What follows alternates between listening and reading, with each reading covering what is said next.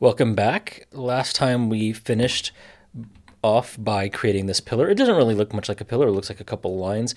But the way we know it is a pillar is we can come over here and we can take a look at our rendering options. If we click shaded, then that looks a little bit more like a pillar. It doesn't look quite nice enough. It's not rounded as much as we would like.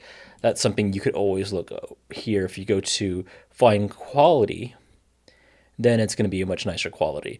It does take up more memory, so we like to work either with shaded or wireframe. And I'm going to work with the wireframe because I like being able to see what's underneath. Also, something that happened last time was that I accidentally turned off my working plane, so I was not able to create an object onto these objects, and I learned something new. If you hit your backslash key, oh, there we go. We're now able to use working planes again. This is what we were using to draw on our existing geometry. And then we were able to extrude or remove that. Let's go ahead and add. Let's add 2 feet to that. Why not? Just because. Here's an idea. Let's actually create like a little tunnel that goes through here. So I'm going to go over here and grab my circle tool, take the center, and I'm just going to draw like that. So I've created this circle there, and I'm going to pull that all the way through. And we have essentially, I'm not sure if I showed you this last time, but if you click your flyover tool, what you can do is you can then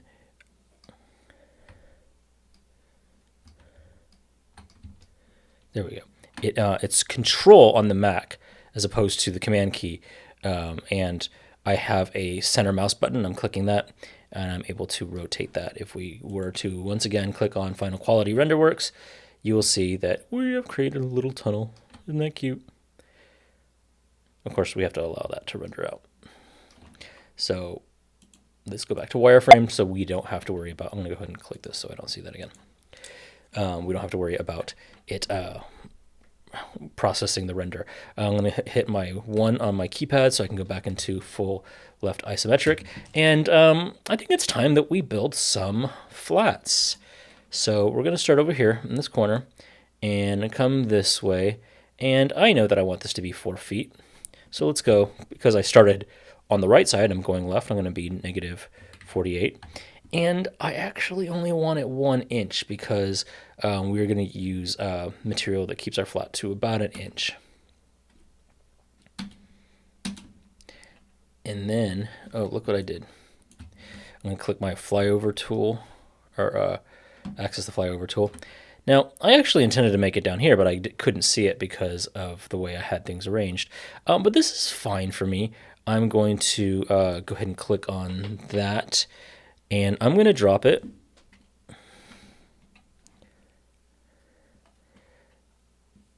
This is really difficult. Let me zoom in. There we go. I can have it.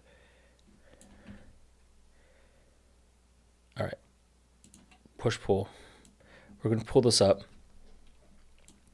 And I actually want that to be, let's put that at 8 feet. So we'll do 96.